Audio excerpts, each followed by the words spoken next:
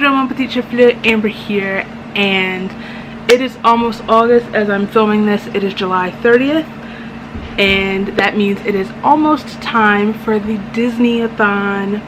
I'm so excited. The DisneyAthon is a month-long readathon throughout August, inspired by Disney movies. Books and Disney, that's my whole heart right there. I participated last year. I'll leave my TBR video and my vlogs from last August down below. But today I'm going to sit down, obviously, I'm seated already, and go over my TBR for August and for the DisneyAthon. If you couldn't tell by that intro, this year I am on Team Hercules. Just like last year, it was quite difficult to choose a team to be put on.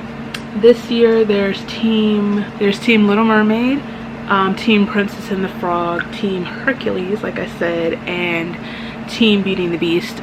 I took the quiz that usually accompanies the teams and the prompts, and I got Team Beauty and the Beast, but shockingly, because Beauty and the Beast is one of my favorite movies of all time, so is Hercules though. Anyway, I went with Team Hercules because the prompts felt more my speed in what I want to be reading this month, and aligned more with the books that I want to be reading in August. So I'm gonna stop babbling and I'm just gonna jump right into it. So the first prompt is Hercules, obviously, and it's read a book with a strong male character, and this is worth 10 points. And for that, I am reading the next book in a series that I've recently fallen so in love with. For that prompt, I will be reading A Torch Against the Night by Sabaa Tahir, which is the second book in the Ember in the Ashes quartet. I read An Ember in the Ashes back in May for the Asian readathon. Loved it so much, and I've been desperate to continue the series. I would like to finish before, or be caught up before, the final book comes out in December, is it? November, December? And I chose this book because it's told, I believe, well, at least the first one, I'm assuming the second one is told through both Laya and Elias's point of view. So Elias definitely, I think, qualifies as a strong male character. Also chose this book because Penguin Teen is currently doing the Ember read along, where they're every month leading up to the final book coming out, rereading one of the books. I didn't participate last month because they were reading Ember in the Ashes, and I had just read the book. So August is dedicated to A Torch Against the Night, so that is perfect to coincide with the readathon and the read along. Let's move on. So next is My Girl Megura, and it's read a book with a female character who is a damsel in distress but no damsel in distress, and that prompt is honestly really confusing. This could mean 1,000 different things, but for this book I went with, this is the month of continuing series and finishing up series, so I went with Night of the Dragon by Julie Kagawa, which is the final book in the Shadow of the Fox trilogy.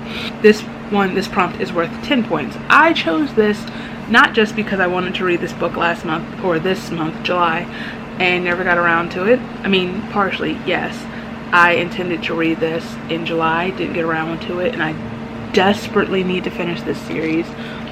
But I think Yumiko definitely falls into a damsel in distress, but also not a damsel in distress, being the one, she grew up so sheltered and like out of touch with the outside world, and this series is like a journey of her.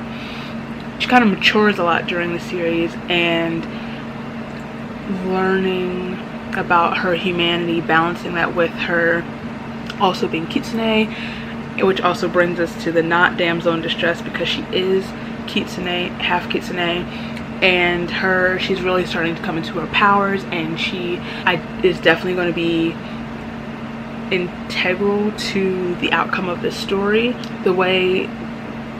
What happened towards the end of the book was a real moment for her, and I think a turning point for her, especially as far as her powers come.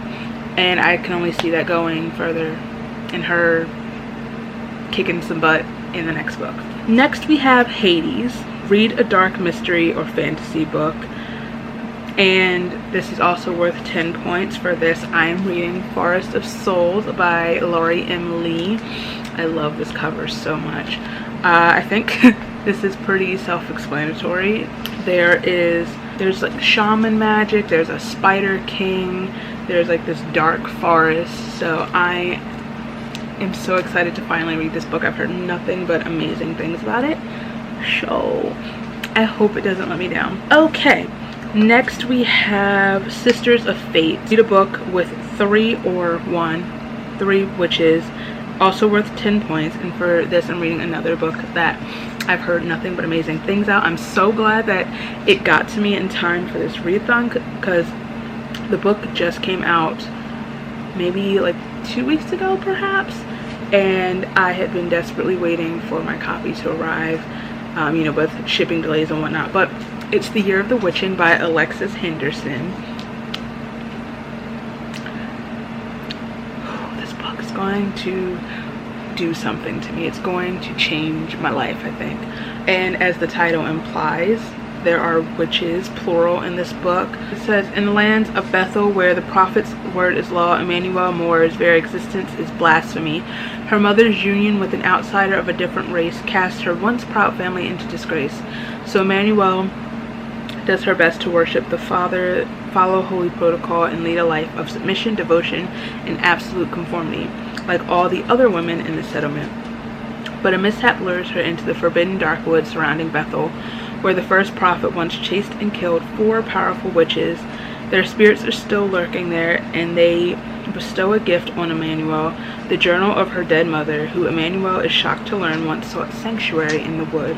Fascinated by the secrets in the diary, Emmanuel finds herself struggling to understand how her mother could have consorted with the witches, but when she begins to learn grim truths about the church and its history, she realizes the true threat to Bethel is its own darkness, and she starts to understand that if Bethel is to change, it must begin with her.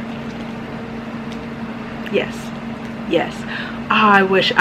I kind of wish that I could save this book for Halloween time, especially because there's nothing else that I can do around Halloween except read books. I'm sorry. So the last prompt is Phil, and that's to read the group book, which is worth 20 points. The group book for Team Hercules is Strange the Dreamer by Laini Taylor. I don't have that book. Could I order the book? Yes, I could. Will I? No. So I probably won't be completing that prompt, which technically means I've already set myself up for failure for the readathon, but whatever. Instead, I'm going to be reading, most likely, hopefully, Kingdom of Copper by S.A. Chakraborty, which is the sequel, the follow-up to City of Brass, which I read this month and adored. So I'm excited to carry on this series. I need to finish this soon. The last book just came out, and I know that soon I will have the Fake Rate recovery kit, hangover recovery kit for the series, and I would like to be finished the series by the time I get it, you know, so I can open it and know all the inside outs of the box. Another book I'm hopefully going to read in August is The Song of Race and Ruin by Roseanne A. Brown. Another one that I haven't heard a single bad thing about this book, and I already stand this book so hard. This cover is so beautiful.